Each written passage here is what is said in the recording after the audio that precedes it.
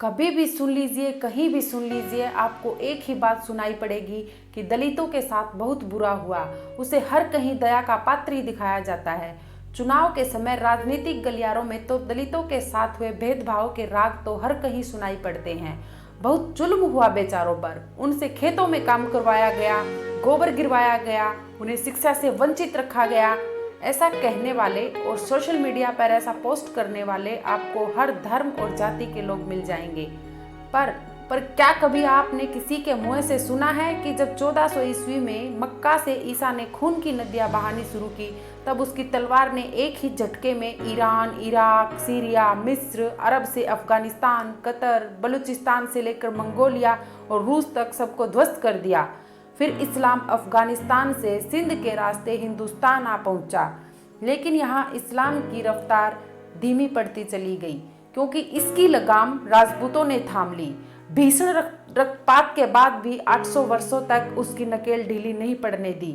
राजवंशों से लेकर आम राजपूतों ने इसका डटकर सामना किया और इसमें उनका साथ निभाया जाट, गुज्जर, यादव, मौर्य, ब्राह्मण और वैश्यों ने। इन सभी ने साथ तो दिया, पर आत्मरक्षा के लिए। असली जंग तो फ्रंटलाइनर बनकर राजपूतों ने ही लड़ी। ये सब बातें आपसे कोई नहीं कहेगा।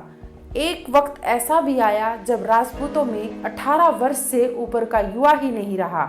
हर तरफ विधवाओं का अंबार लग गया। यही कारण था कि समाज में सती प्रथा और जौहर जैसी कुरीतियों ने जन्म लिया। यूपी जैसे बड़े राज्यों में तो राजपूत घट करके 1% तक हो गए। कई राज्यों में तो राजपूतों की जड़ें ही खत्म हो गई। लेकिन राजपूतों ने अपना बलिदान देकर भी इस्लाम को आगे नहीं जाने दिया। यही कारण है कि चाइना, नेपाल, कोरिया और जापान जैसे कई देशों में इस्लाम आगे नहीं बढ़ सका।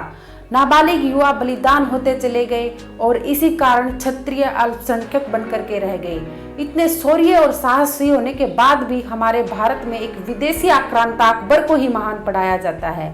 और जिन डरपोक और बुजदिलों को बचाने के लिए हमारे करोड़ों राजपूतों ने मौत को गले लगा लिया, आज वो ही कायर लोग हमसे हमारे इतिहास का प्रमाण मांगते हैं।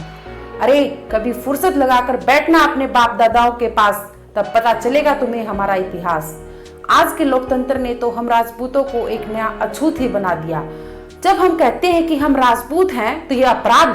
अपनी मेहनत और अपने पैसों से कमाई गाड़ी पर अगर हम राजपूत लिखवा ले तो ये गैर कानूनी।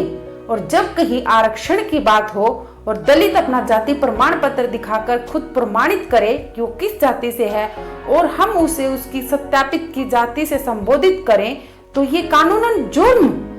हमसे हमारे रजवाड़े मांगे गए, हमने खुशी से दे दिए। हमारे साथ भेदभाव किया गया, हमने कुछ भी नहीं कहा।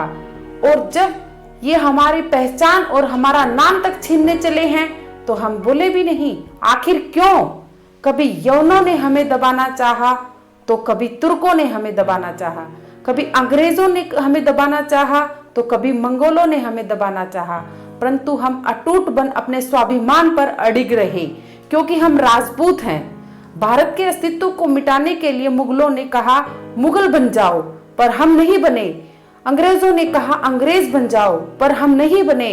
क्यों? क्योंकि हम राजपूत हैं। हमारे शीश कटते रहे, फिर भी हम लड़ते रहे और अपने भारत को मरते दम तक आबाद रखा। इतना सब सहन करने पर भी लोकतंत्र ने हमें अपराधी बना दिया। लेकिन ना तो हम पहले मिटे थे और ना आज मिटेंगे। क्यों? क्योंकि हम राजपूत हैं। तुम हमारी काबिलियत और हमारे इतिहास से जलते हो, पर याद रखना, हम थक सकते हैं पर हार नहीं सकते। हम हर बार लड़ते जाएंगे क्योंकि हम राजपूत हैं। जय राजपूताना, जय Bhavani. Please like, share and subscribe.